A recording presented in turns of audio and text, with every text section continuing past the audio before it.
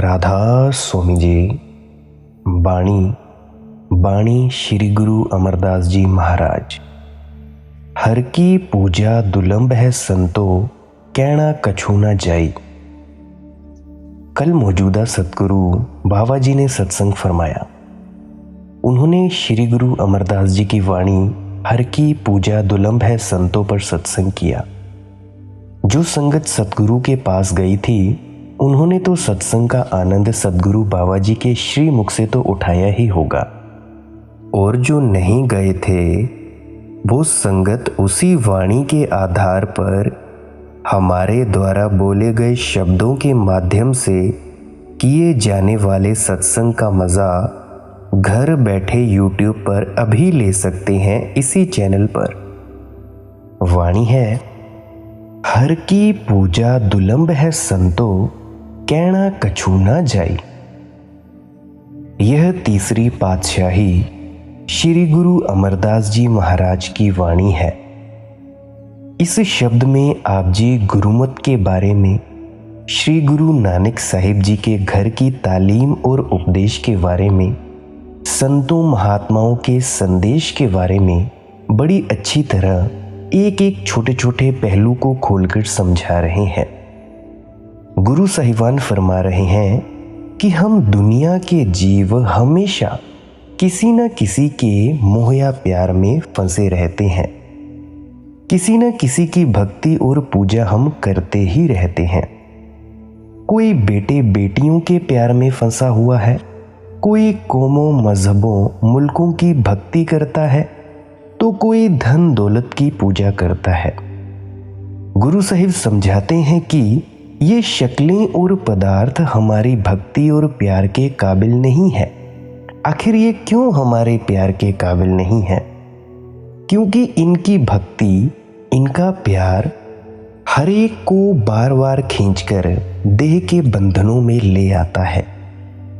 हमारा इन शक्लों और पदार्थों से इतना मोह या प्यार पैदा हो जाता है, मन का इनके साथ इतना लगाव हो जाता है कि रात को हमें सपने भी इन्हीं के दिखाई देते हैं, और मौत के वक्त इन्हीं की शक्लें हमारी आंखों के आगे आकर खड़ी हो जाती हैं, और जहां आखिरी वक्त हमारा ख्याल होता है उसी जगह आ जाकर हम जन्म ले लेते हैं। आखिर कौन सी चीज़ हमें बार बार देह के बंधनों में बांधती है? मैं कई दफ़ा सत्संग शुरू करते ही इन लफ्ज़ों का प्रयोग करता हूँ। शुरू ही इनसे करता हूँ ताकि आप समझ पाएं कि ऐसी कौन सी चीज़ है जो बार बार आपको देह के बंधनों में लाती है। यह बेटे बेटियों का प्यार, कौमों मजहबों मुल्कों की हुकूमतें, इनके नशे, धन दौलत की पूजा, आपके कारोबारी जो भी लक्ष्य हैं, आशाएं तृष्णाएं, ये हमें देह के बंधनों में लाती हैं। इसीलिए गुरु साहिबान कहते हैं कि ये शक्लें और पदार्थ हमारी भक्ति के काबिल ही नहीं हैं। हमारी भक्ति या प्यार के काबिल कौन सी चीज़ है? हमारी भक्ति या प्यार के काबिल केवल एक ही चीज़ है, और वह परमेश्वर है, वह गुरु है, परमात्मा है, जिसके हजारों अनेकों नाम हर एक ने अपने अपने प्यार में आकर रखे हुए हैं। वह मालिक आखिर क्यों हमारी भक्ति और पूजा के काबिल है? क्योंकि उस मालिक की भक्ति, उसका प्यार हमें वापिस ले जाकर उस परमात्मा से ही मिला देता है। उसके सिवाय हम जिसकी भी भक्ति करते हैं, उनकी भक्ति, उनका प्यार हर एक को बार बार खींचकर इन देह के बंधनों में ले आता है। हम वापिस जाकर उस मालिक से क्यों मिलना चाहते हैं? इसका भी हम अर्थ जान लेते हैं, उत्तर जान लेते हैं। संत समझाते हैं कि हमारी आत्मा उस परमात्मा का अंश है। हम उस सतनाम समुद्र के कतरे हैं, उस मालिक से बिछुड़कर माया के जाल में फंसे हुए हैं। यहाँ आकर हमारी आत्मा ने मन का साथ ले लिया है। मन आगे इंद्रियों के भोगों, विषय विकारों, शराबों, कबाबों का आशिक है। जो जो कर्म हम मन के अधीन होकर करते हैं, चाहे अच्छे करते हैं चाहे बुरे करते हैं, उन सब का हिसाब हमारी आत्मा को भी देना पड़ता है। इस दुनिया को संत महात्मा कर्मा संदड़ा खेत कहकर समझाते हैं। ऋषियों मुनियों ने कर्म भूमि कहकर बयान किया है, यानी जमीन में जो जो बीज हम डालते हैं उसी फसल को काटने के लिए हमें खेत में जाना पड़ता है। अगर कोई मिर्ची के बीज डालता है, वह मिर्ची की फसल इकट्ठी करने आ जाता है। अगर कोई आम का पौधा लगाता है तो वह आम के फल खाने का हकदार हो जाता है। अगर देह के अंदर बैठकर हम अच्छे कर्म करते हैं तो अच्छा नतीजा भोगने के लिए हम यहाँ आ जाते हैं। अगर बुरे कर्म करते हैं तो बुरा नतीजा भोगने के लिए हम यहाँ आ जाते हैं। ना कोई अच्छे कर्मों के कारण कभी देह के बंधनों से आज़ाद हो सकता है, ना कोई बुरे कर्मों के कारण जन्म मरण के दुखों से छुटकारा पा सकता है। अगर हम नेक कर्म करते हैं तो हम अच्छे बन जाते हैं, सेठ शाहूकार बन जाते हैं, राजा महाराजा बन जाते हैं। लोहे की बेड़ियां उतर जाती हैं और सोने की बेड़ियां डल जाती हैं। अभी आपको किसी भी जन्म में जाकर कभी कोई सुख हासिल नहीं मिल सकता, कभी शांति नहीं मिल सकती। इस पूरी दुनिया में दुखों ही दुखों का पहाड़ टूटा रहता है। आप देखें जरा YouTube खोलकर, सारी दुनिया दुखी पड़ी है। कोई धर्मों के नाम पर लड़ रहा है, कोई बीमारी के हाथों तंग हुआ पड़ा है। तो इस कारण सारी दुनिया दुख ही झेल रही है। गुरु अमरदास जी समझाते हैं, पीर सच्चे ते सदा सुहागण। समझा रहे हैं कि हमारी आत्मा स्त्री है, वह परमात्मा इसका पति है। जब तक यह आत्मा रूपी स्त्री परमात्मा रूपी पति के चरणों तक नहीं पहुंचती, ये कभी सुहागिन नहीं हो सकती, इसका कभी जन्म मरण के दुखों से छुटकारा नहीं हो सकता। इसलिए हर एक संत हमारे अंदर मालिक से मिलने का प्यार पैदा करते हैं। जैसा कि पिछले सत्संगों में मैं फरमा चुका हूँ कि संत कोई दुनिया में कौम या मजहब बनाने के लिए नहीं आते, ना कभी कोई महात्मा किसी के हाथों में तलवारें देने के लिए आते हैं। वे केवल हमसे परमात्मा की भक्ति करवा कर हमें देह के बंधनों से आज़ाद करके उस परमात्मा से मिलाने के लिए आते हैं। लेकिन आमतौर पर हम मालिक के ऐसे भक्तों और प्यारों के जाने के बाद दुनिया के जीव बाहिर्मुखी हो जाते हैं, कर्मकांडी हो जाते हैं। उनकी तालीम को छोटे छोटे दायरों में बंद करके कौमों मजहबों मुल्कों की शक्लें दे देते हैं और हम एक दूसरे से लड़ना झगड़ना शुरू कर देते हैं। आखिर एक और सवाल पैदा होता है कि हम ऐसा क्यों करते हैं। कोई अपने पेट के लिए करता है, कोई अपनी इज्जत और मान बढ़ाई के लिए करता है। अभी आप हाल ही में YouTube पर बाबाओं का जो भी दौर चल रहा है देख ही रहे होंगे। हर कोई अपनी मान बढ़ाई के कारण बहस करबाजी कर रहा है YouTube चैनल्स पर। मैं तो YouTube ही देखता हूँ, बाकी अब TV देखते होंगे तो इसका मुझे पता नहीं। YouTube पे तो मैं यही देखता हूँ कि जो बाबा जी हैं, जो बाबा तकरीबन 99% उनको आध्यात्म से कोई लेना देना नहीं है। कोई अपनी मान बढ़ाई करवाना चाहता है, कोई अपने पैसे कमाना चाहता है, तो ये तरह तरह के धंधे हैं। तो इसीलिए हम एक तालीम को, एक संत की तालीम को छोटे छोटे दायरों में बंद कर देते हैं। आप खुद ही सोच कर देखें कि जिन महात्माओं की तालीम कुल आलम के लिए, सारी दुनिया के लिए है, अगर कोई उनके उपदेश को छोटे छोटे दायरों में बंद करने की कोशिश करता है तो इससे ज़्यादा मालिक के भक्तों और प्यारों के साथ क्या बेइंसाफ़ी हो सकती है। अगर हम खुले दिल से किसी भी संत की वाणी की खोज करते हैं तो यही समझ आता है कि हर एक महात्मा का एक ही संदेश है और एक ही उपदेश है। यहाँ गुरु साहिब फरमाते हैं कि उस मालिक की भक्ति की महिमा को तो कभी बयान ही नहीं किया जा सकता। उस मालिक की भक्ति हमेशा हमें देह के बंधनों से, जन्म मरण के दुखों से आज़ाद करवाती है।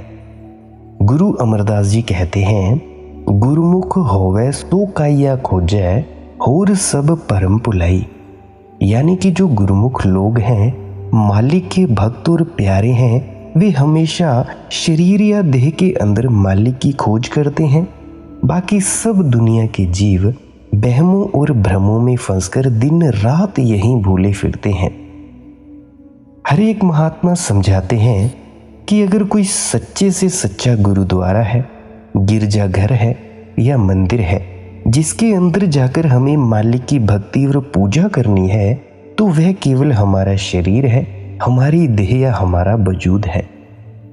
हजरत ईसा ने हमारे शरीर को जिंदा खुदा का मंदिर कहकर याद किया है। ऋषि मुनियों ने हमारे इस शरीर को नर नारायणी देह कहकर समझाया है। यानी कि यह वो देह है जिसके अंदर नारायण खुद रहता है और नारायण ने खुद पैदा की है, और जिसके अंदर ही हमारी आत्मा नारायण होने का फक्र हासिल कर सकती है। गुरु अमरदास जी कहते हैं, हर मंदिर यह शरीर है, ज्ञान रतन प्रगट हुए। हमारा शरीर ही मालिक के रहने का असली हरि मंदिर है। जब भी मालिक से मिलने का ज्ञान या अनुभव होगा, केवल इसी शरीर में होगा। इसलिए महात्मा कहते हैं कि मालिक की भक्ति, मालिक की खोज केवल अपने शरीर के अंदर जाकर ही करनी है। आखिर किस तरह शरीर के अंदर जाकर मालिक की खोज या भक्ति करनी है, ये हमें इस तुक से समझ आएगा कि संतो गुरुमुख पूरा पाई, नामो पूज कराई। फरमाते हैं कि गुरु साहिब इतने ऊंचे हैं, इतनी निर्मल हैं, परमात्मा का स्वरूप है कि परमात्मा में और आप जी में कोई भिन्न भेद नहीं है। हम दुनिया के जीव क्या हैं? हम दुनिया के जीव इस माया के कीड़े हैं। मैं कई बार सोचता हूँ कि आप इतने ऊंचे, पवित्र और निर्मल होकर हमें संतों क्यों कहते हैं? गुरु साहिब अपने वाणी में भाई क्यों कहते हैं, प्यारे क्यों लिखते हैं? आप हमें समझाते हैं कि अपने मन में नम्रता और आजीजी पैदा करनी चाहिए, प्यार पैदा करना चाहिए, और हमारी ज़बान कभी कठोर नहीं होनी चाहिए। आप देखें कि सब इंसान एक ही परमात्मा के बनाए हुए हैं, और सबके अंदर वह एक परमात्मा बैठा हुआ है। इसलिए वे सब भी एक ही जैसे हैं। फिर भी हम एक दूसरे को नफरत की नज़र से देखते हैं और नफरत से ही बुलाते हैं। आप अपना खुद का हाल देख लें। जैसे ही डेरे में एंटर करते हैं, सभी राधा स्वामी जी, हाँ जी जी, और जैसे ही बाहर निकलते हैं, वैसे ही गाली गलौज शुरू। बस में बैठे नहीं, ट्रेन में बैठे नहीं, गाड़ी में बैठे नहीं कि नफरतों का मंजिल शुरू, नफरत का दौर शुरू। हम कहते हैं कि यह मेरा नौकर है, यह मेरे अधीन काम करता है, यह निम्न जाति का है, मैं ऊंची जाति का हूँ, यह मेरा काम करने वाला है, मैं जो चाहूँ इसको कह लूँ। नहीं नहीं, गुरु साहिब समझाते हैं कि अपने मन में नम्रता पैदा करो, आजीजी पैदा करो। जब आपकी वाणी पढ़ते हैं तो पता चलता है कि आप कहीं अपने आप को सेवक कहते हैं, कहीं अपने आप को दासों का दास कहते हैं, कहीं अपने आप को लाला गोला कहकर याद करते हैं, नीच कर्मा कहकर याद करते हैं। हमें दुनिया के 4 आदमी हाथ जोड़ना क्या शुरू कर दें, हमारा ज़मीन पर सीधे चलना मुश्किल हो जाता है। गुरु साहिब समझाते हैं कि सबको प्यार की नज़र से देखना चाहिए, नम्रता से बुलाना चाहिए, मन में आजीजी पैदा करनी चाहिए। ढोंग पखंडों में नहीं पड़ना चाहिए कि भाई डेरों में चले गए, सत्संग सेंटरों में चले गए तो बड़े प्रेम पूर्वक बुलाए, और बाकी आकर घर को सास को गालियाँ निकालने लगे, या अपने बच्चों को गालियाँ निकालने लगे, या अपने बड़ों को गालियाँ निकालने लगे। नहीं नहीं, ये सब ढोंग पाखंड है। इस ढोंग पखंड को छोड़ ही दे तो अच्छा है। बात जरूर बुरी लग रही होगी, पर ये सब छोड़ दो। नहीं छूटता तो गुरु का नाम बदनाम करना बंद कर दो। जितना मन में नम्रता और आजीजी होगी, उतना ही हमारा ख्याल परमात्मा की भक्ति की ओर जाएगा। इसीलिए गुरु साहिब हमें कहीं संतो कह देते हैं, कहीं भाई कह देते हैं, ताकि हम आप जी की मीठी जबान से, प्यार के लहजे से कुछ ना कुछ सीख सकें। आप देखें, बाबा जी महाराज मौजूदा सदगुरु भी कैसे सभी से बड़ी नम्रता से मिलते हैं, हाथ जोड़कर मिलते हैं। ऐसा ही हमें बनना चाहिए। हमें पूर्णतया अपने हृदय से संत मत को अपनाना चाहिए, ढोंग पखंड में नहीं पड़ना है। फिर आप देखें कि हम पंजाब की धरती को गुरुओं की धरती कहते हैं। हम इसकी मिट्टी को चूमते हैं क्योंकि इसने गुरु साहिबान के चरणों को छुआ है। इसको उनके चरण चूमने का सौभाग्य प्राप्त हुआ है। लेकिन आज हमने इसकी क्या हालत कर दी है। भाई भाई के खून का प्यासा हो रहा है, मजहब मजहब के गले काटने की स्कीमें बना रहा है। जब सबको उस एक परमात्मा ने पैदा किया है और वही परमात्मा हर एक के अंदर बैठा हुआ है, तो फिर भी अगर कोई किसी का खून करता है तो याद रखना वह परमात्मा का खून करता है। अगर कोई किसी से नफरत करता है तो वह परमात्मा से नफरत करता है। मुझे अफसोस से कहना पड़ता है कि गुरु साहिबान के उपदेश पर चलना तो क्या, हमने कभी उनके उपदेश को सही अर्थों में समझना ही शुरू नहीं किया। हमें उनके उपदेश को सही अर्थों में समझना चाहिए और उस ऊंचे और निर्मल उपदेश से पूरा पूरा फायदा उठाना चाहिए। गुरु साहिबान समझाते हैं कि हम सब दुनिया के जीव अपनी अपनी अकल के मुताबिक हजारों युक्तियों और तरीकों से प्रभु भक्ति में लीन हुए पड़े हैं और प्रभु को ढूंढने की कोशिश करते हैं। हम जप तप करते हैं, पूजा पाठ करते हैं, दान पुण्य करते हैं, घर बार छोड़कर जंगलों पहाड़ों में छिपकर बैठ जाते हैं, सरोवरों पर जाते हैं, तीर्थों पर जाकर स्नान करते हैं, महात्माओं के ग्रंथों पोथियों को दिन रात पढ़ते हैं, उनकी खड़ाओं को, उनकी समाधियों पर दिन रात माथे टेकते हैं। नामदान मिलने के बावजूद भी भजन सिमरन को छोड़कर फिर से धूप अगरबत्तियां करने में लगते हैं। मैं नहीं कहता कि धूप अगरबत्ती मत करो, पर कम से कम एक साइड तो हो जाओ, कोई एक साइड तो चुनो, भजन सिमरन तो करो। ये क्या मतलब हुआ दो नावों में पैर पसार कर चले हुए हो, या तो इसके बन जाओ या उसके बन जाओ। हम अपनी अपनी अकल के अनुसार परमात्मा से मिलने के तरीके और उपाय अपनाते हैं। गुरु साहिब समझाते हैं कि भाई, मालिक की भक्ति करने का, मालिक की पूजा करने का, मालिक से मिलने का केवल एक ही तरीका है। वह कौन सा तरीका है? संतो गुरुमुख पूरा पाई, नामो पूज कराई। तुम्हें कोई मालिक का भक्त, मालिक का प्यारा मिल जाए, तुम्हें नाम की कमाई करने का साधन बता दे, तुम उसके कहने के मुताबिक नाम की कमाई करो, तो तुम मालिक की भक्ति, मालिक की पूजा करते हो। तब तुम वापस जाकर मालिक से मिलाप कर सकते हो। गुरु अमरदास जी दूसरी जगह समझाते हैं कि सच्चा शब्द सच्ची पत हुई, बिन नावे मुक्त न पावे कोई, बिन सतगुरु को नाऊ न पाए, प्रभ ऐसी वणत बनाई है।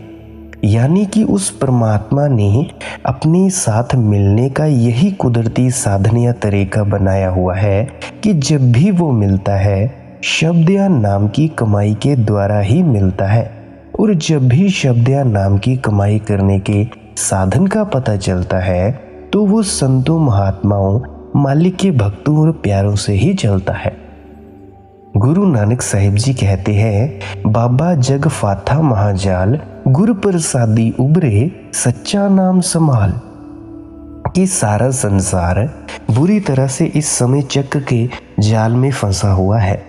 सिर्फ वे लोग ही इस भवसागर से पार हो सकते हैं जो गुरुमुखों की शरण में जाकर अपनी लिव अंदर सच्चे शब्द से जोड़ लेते हैं, सच्चे नाम से जोड़ लेते हैं। स्वामी जी महाराज कहते हैं, नाम गुरु का संभाले चल, यही है दाम कंठ बंधना। यानी गुरुमुखों के पास जाकर सच्चे नाम की कमाई करो। केवल यही एक चीज है जिसको पल्ले बांधकर अपने साथ ले जा तुम सकते हो। अब यहाँ पे समझा रहे हैं कि नाम की कमाई के बिना और कोई उपाय और तरीका नहीं है जिसके द्वारा हम मालिक की भक्ति कर सकें, मालिक से मिलाप कर सकें। अब हम मन में ख्याल कर सकते हैं कि महात्मा नाम किसको कहते हैं। अब थोड़ा इसको विस्तार पूर्वक जानने की चेष्टा करते हैं। हमने अपने अपने प्यार में आकर परमात्मा के हजारों अनेकों नाम रखे हुए हैं, जैसे कि अल्लाह, वाहिगुरु, हरिओम, राधा स्वामी, शिव, परमेश्वर, परमात्मा वगैरह वगैरह। लेकिन उस परमात्मा को के नाम का तो किसी को पता नहीं। परमात्मा तो अनामी है। ये नाम हमने क्यों रखे? ये नाम हमने इसीलिए रखे हैं कि जब भी हम किसी को बुलाते हैं, मुखातिब करते हैं, तो उसका नाम लेकर करते हैं। जिसका नाम लेकर पुकारें वह झट हमारी ओर ध्यान दे देता है और हमारी ओर देखता है। इसी तरह जिस साधन या तरीके से हमें परमात्मा का ध्यान अपनी ओर खींचना है, परमात्मा की दया, मेहर, रहमत हासिल करनी है, उस साधन या तरीके को गुरु साहिब ने और दूसरे संतों महात्माओं ने नाम की कमाई करना कहा है। यानी कि इस अनाहत नाद को सुनते रहना, निरंतर इस शब्द धुन को सुनते रहना, इसको सुनने मात्र को ही नाम की कमाई करना कहते हैं। अगर आपने 5 मिनट सुना तो आपकी नाम की कमाई हुई 5 मिनट। अगर आपने 1 घंटा सुना, 2 दिन सुने, तो उस हिसाब से 1 घंटा और 2 दिन हुई आपकी नाम की कमाई। ये एक उदाहरण मात्र है। गिनती में मत लग पड़ना कि मैंने 1 घंटा किया या 2 घंटा किया। बस एक उदाहरण मात्र है, इशारे हैं। ये केवल बाहरी तौर पर समझने के लिए है। इसको कोई कसौटी मत समझ लेना। गुरु नानक साहिब जी इशारा करते हैं, राम नाम मन विद्या अवर की करे विचार। यानी उस मालिक के नाम की कमाई करने से ही हमारा मन बिंधेगा। बिंधने से मतलब हमारा मन काबू आ जाएगा, अपने ठिकाने पर पहुंच जाएगा। लेकिन उस परमात्मा का नाम क्या है? बताते हैं, शब्द सुरत सुख उपजय प्रभ रातो सुखसार। नाम से मतलब है सुरत शब्द का अभ्यास करना। सुरत शब्द का अभ्यास करके जब मालिक की भक्ति, मालिक के प्यार के रंग में रंगे जाएंगे, हमारा देह के बंधनों से छुटकारा हो जाएगा। हम अपने असली घर पहुंचकर हमेशा के लिए सुख और शांति हासिल कर लेंगे। सुरत शब्द का अभ्यास। सुरत मतलब अपनी आत्मा, या दूसरे शब्दों में हम कह सकते हैं सुनना। शब्द यानी वो अनाहत नाद जो इटर्नल म्यूजिक चलता है आपके कानों में। दूसरी भाषा में सुरत शब्द बोले तो शब्द को सुनते रहना, इसका अभ्यास करना। इसको सुनने मात्र से मन से छुटकारा हो जाता है। हमारे मन में, हमारे शरीर में और हमारी आत्मा में एक फासला बन जाता है। इसको कहते हैं सुरत शब्द का अभ्यास। मतलब चुपचाप बैठो और उस अनाहत नाद या शब्द धुन को सुनो। इसको कहते हैं नाम की कमाई या सुरत शब्द का अभ्यास। उसको नाम की कमाई करना कह लो, सुरत शब्द का अभ्यास करना कह लो, शब्द की कमाई कह लो, ये सब एक ही चीजें हैं। इसीलिए संत महात्मा समझाते हैं कि जब भी गुरुमुखों के पास जाकर नाम की कमाई नहीं करते हम अपनी भक्ति में कभी कामयाब नहीं हो सकते। अब जिस नाम की तरफ संत इशारा करते हैं वह नाम कैसा है? खोजत खोजत खोज्या नामै बिन कूर। यानी कि हम दुनिया के अंदर बड़ी खोज करके इस नुक्ते पर पहुंचे हैं कि उस मालिक के नाम के बिना सब मिथ्या है। सबको नाश हो जाना है, सबको फना हो जाना है। हमें उस नाम की जरूरत है जिसे कभी नाश नहीं होना। कबीर साहिब जी कहते हैं, यह संसार कागद की पुड़िया, बूंद पड़े घुल जाना है। कहत कबीर सुनो भाई साधो, सतगुरु नाम ठिकाना है। यानी जिस तरह कागज की पुड़िया पर पानी पड़ जाए कागज गल जाता है, इसी तरह इस शरीर को अग्नि के स्पुर्द होकर जल जाना है, मिट्टी के स्पुर्द होकर गल जाना है। कबीर साहिब के समझाने का मतलब है कि अगर आप इस देह में बैठकर नाम की कमाई नहीं करोगे तो आखिरी मौत के वक्त पछताना पड़ेगा कि यूं ही अपने कीमती वक्त को फिजूल की बातों में फंसकर बर्बाद कर दिया। स्वामी जी महाराज लिखते हैं, गुरु कहीं खोल कर भाई, लग शब्द अनाहद जाई, बिन शब्द उपाओ न दूजा, काया का छूटे न कूजा। यानी शब्द या नाम की कमाई के बिना कोई उपाय या तरीका नहीं जिससे हम इस देह के बंधनों से छुटकारा हासिल कर सकें। वाकई जो भी साधन या तरीके हैं उसका फल जरूर मिलता है।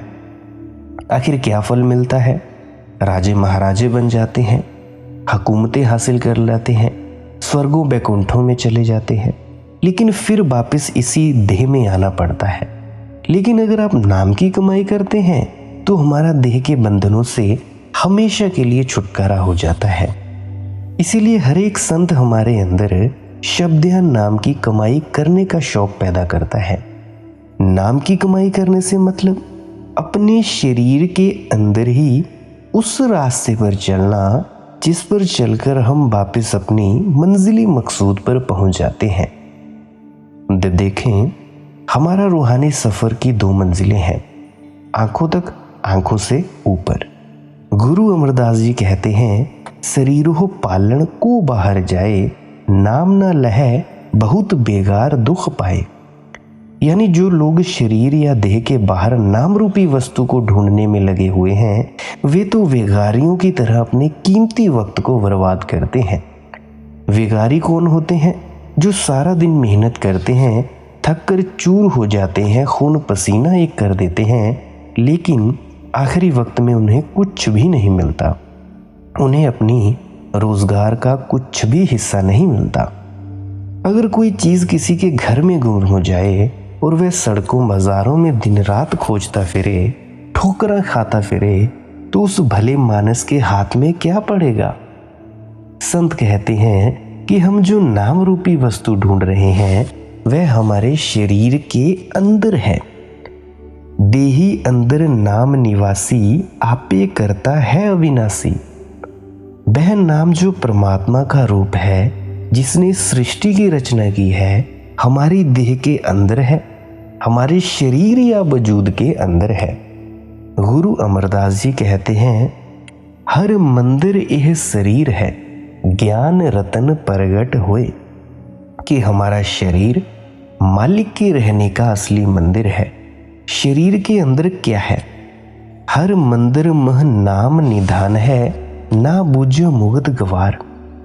कि उस हरि का नाम इस शरीर रूपी मंदिर के अंदर है, लेकिन हम कितने गवार हैं जो नाम हमारे अपने शरीर के अंदर है उसको शरीर के अंदर जाकर ढूंढने की कोशिश नहीं करते, बल्कि दिन रात बाहर भटकते फिरते हैं। जब तक हम अपना ख्याल ही शरीर के अंदर आंखों के पीछे इकट्ठा नहीं करते, हम कभी अपने अंदर नाम से नहीं जोड़ सकते अपनी लिव को।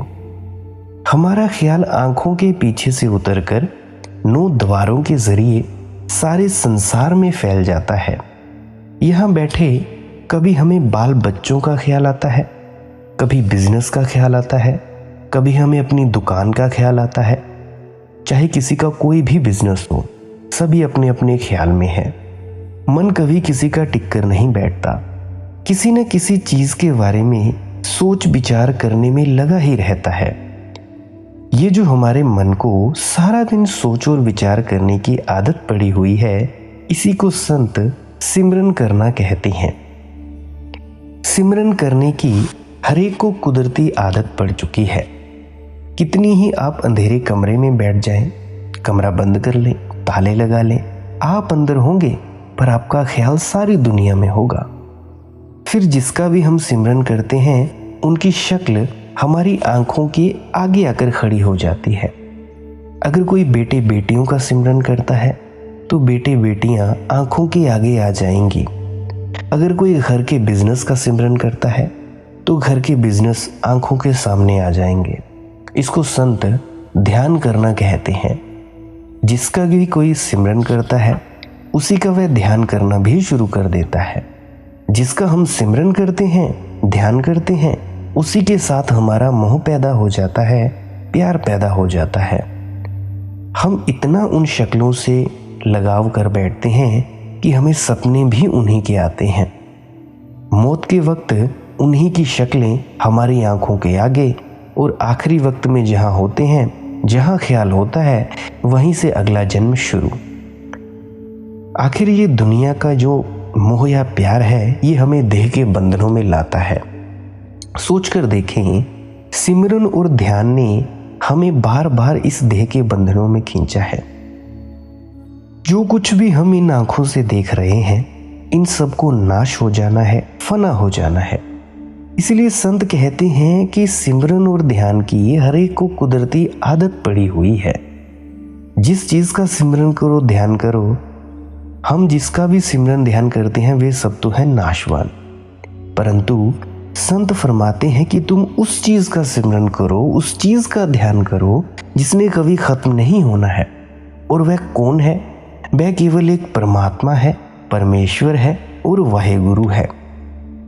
संत हमें उस परमात्मा के नाम का सिमरन करने का तरीका बताते हैं।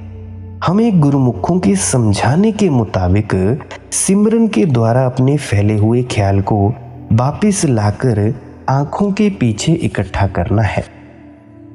साची वाणी सच वखाणे, सच नाम लिवलाई। अब श्री गुरु अमरदास जी गुरुमुखों की अवस्था बयान करते हैं।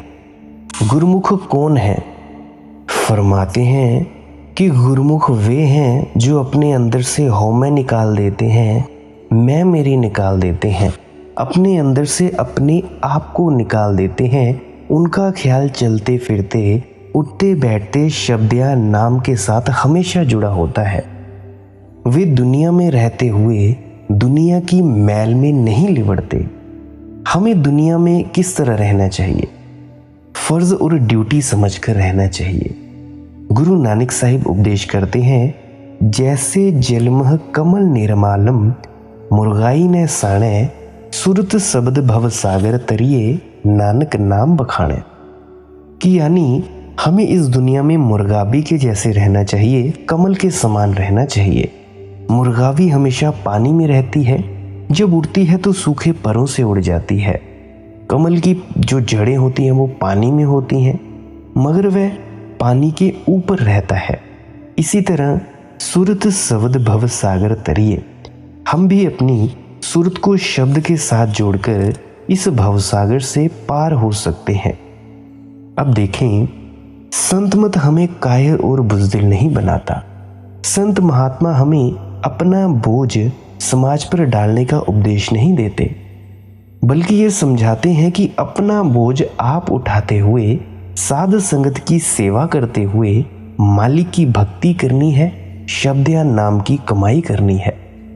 घर बार त्याग कर जंगलों पहाड़ों में छिपने की कोई ज़रूरत नहीं। कोई जंगलों पहाड़ों में जाकर कोई खास शौक और वैराग्य पैदा नहीं होगा।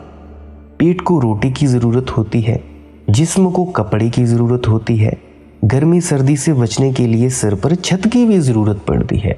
अगर अपने घर का सुख और आराम छोड़ोगे तो लोगों के आगे जाकर हाथ फैलाने लगोगे। अपना घर छोड़कर लोगों के घरों में जाकर मांगा, एक किस्म के कपड़े उतारकर दूसरी किस्म के पहन लिए और किसी गुफा या आश्रम का सहारा लेना पड़ा तो छूटी कौन सी चीज? अपना और परिवार का बोझ उठाने के बजाय उल्टा अपना बोझ समाज पर डाल दिया। इससे मन को सुख और शांति किस तरह मिल सकती है? संत समझाते हैं कि घरबार में रहना है, अपनी ड्यूटी, अपना फर्ज समझकर रहना है, मगर दुनिया के कामकाज करते हुए अपने ख्याल को हमेशा उस सच्चे शब्द या नाम के साथ जोड़कर रखना है। भय भंजन अत पाप निखंजन, मेरा प्रभ अंत सखाई। जब हमारी यह अवस्था हो जाएगी तो हमें इसका क्या फायदा हासिल होगा? गुरु साहिब फरमाते हैं कि हमारे हर किस्म के डर दूर हो जाएंगे। देखें अभी आप में कौन कौन से डर हैं, अभी हमें कौन कौन से डर लगे रहते हैं। पहला डर है मौत का, जो सबको दिन रात लगा रहता है कि पता नहीं किस समय मौत आ जानी है, किसके हाथों आ जानी है, पता नहीं किस वक्त यम के दूत हमें घसीटेंगे और आगे जाकर कौन कौन से दुख उठाने पड़ेंगे। ये डर हमेशा के लिए दूर हो जाता है जब हम नाम की कमाई करते हैं। और क्या होता है, इस अवस्था को पाकर हमारे पाप हमेशा के लिए नष्ट हो जाते हैं। हमें कौन सी चीज़ बार बार देह की कैद में लाती है? हमारे पाप लाते हैं, ख्वाहिशें और तृष्णाएं लाती हैं। परंतु जब शब्द या नाम की कमाई करने से सब कर्मों का, ख्वाहिशों तृष्णाओं का हिसाब किताब खत्म हो जाता है, तो हमारी आत्मा निर्मल और पवित्र हो जाती है। और फिर क्या होता है, मेरा प्रभ अंत सखाई, कि वह मालिक आखिर में हमारी सहायता करता है, हम पर दया मेहर बख्शिश करके हमें हमेशा के लिए अपने साथ मिला लेता है। अगर आसान भाषा में सिंपली में समझाना चाहूँ तो संतों के समझाने का मतलब है कि इस अनाहत नाद शब्द धुन, इसको सुनने मात्र से नाम की कमाई करने से ना हमें मौत का डर रहता है और ना हमारे अंदर इच्छाएं, ख्वाहिशें, तृष्णाएं होती हैं, बल्कि आत्मा निर्मल होकर वापिस अपने असल के साथ मिल जाती है। सब किछ आपे आप वरतै, नानक नाम बढ़ियाई। अब गुरु साहिब हमारे सब कुछ समझाकर मालिक की तरफ आते हैं।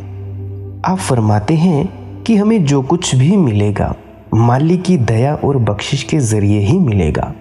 वह मालिक कण कण पत्ते पत्ते में व्याप्त है। जो कुछ हो रहा है उसके हुक्म, उसकी मौज से ही हो रहा है। अगर आप मेरी इस वाणी के जरिए सत्संग सुनने में कामयाब हो पा रहे हैं तो ये भी उसके हुक्म के जरिए ही हो रहा है। अगर मैं बोल पा रहा हूँ ये भी उसी की मर्जी है कि मैं बोलूँ, नहीं तो मैं भी नहीं बोल पाता। अगर आप कानों से सुन पा रहे हैं तो ये भी उसी की मर्जी से सुन पा रहे हैं। वो चाहता है कि आप इसको सुने, तभी आप सुन रहे हैं, अदरवाइज आप नहीं सुन सकते थे। हमारा देह में बैठकर उस मालिक से मिलाप करने का, उसको कण कण में देखने का, बड़ाई हासिल करने का कैसे फ़क्र हासिल होता है। नानक नाम बढ़ियाई, कि हमारी बढ़ियाई, जो बढ़ियाई उनको मिलती है जो दुनिया में रहते हुए, दुनिया के कामकाज करते हुए अपने ख्याल को शब्द के साथ जोड़ कर रखते हैं, नाम के साथ जोड़ कर रखते हैं और हुक्म में रहते हैं। हम दुनिया में जो कुछ भी इकट्ठा करते हैं उसे हमारे साथ नहीं जाना है, उसे हमारी सहायता और मदद नहीं करनी है। कौन सी चीज़ हमारे साथ जाती है, कौन सी चीज़ हमारी सहायता और मदद करती है? बिन नावे को संग न साथी, मुक्ते नाम त्यावण्या। नाम के बिना ना किसी को हमारा साथ देना है, ना किसी को हमारी मदद करनी है। अगर मुक्ति हासिल करने का कोई साधन और तरीका है तो वह केवल नाम की कमाई ही है। इसीलिए हमें भी चाहिए कि हम गुरु साहिब के, संत महात्माओं के अनुभव से फायदा उठाकर अपने ख्याल को शब्द के साथ जोड़ें, ताकि हम भी उस मालिक से मिलने की सच्ची बड़ाई हासिल कर लें। गुरु प्यारी साध संगत जी, आज का सत्संग यहीं समाप्त होता है। कोई प्रश्न हो तो कमेंट सेक्शन में पूछ सकते हैं या टेलीग्राम पे पूछ सकते हैं, डिस्क्रिप्शन में लिंक दे दिया गया है, या सर्च करें मालिक की मौज सत्संग तो वहाँ पे पूछ सकते हैं। अगर आप ऐसे ही सत्संग निजी अनुभव और वाणी के आधार पर सुनना चाहते हैं तो इस चैनल को सब्सक्राइब ज़रूर करें। और अगर आपको थोड़ी सी भी जानकारी मददगार मिली हो तो इस सत्संग को अपने मित्रों परिजनों तक साझा ज़रूर करें और कमेंट में राधा स्वामी ज़रूर लिखें। आपने इतना वक्त दिया, इतना कीमती वक्त दिया, वीडियो को पूरा सुना, इसके लिए बहुत बहुत मैं धन्यवादी हूँ। अंत में आपके भीतर बैठे परमात्मा को प्रणाम करता हूँ। राधा स्वामी जी।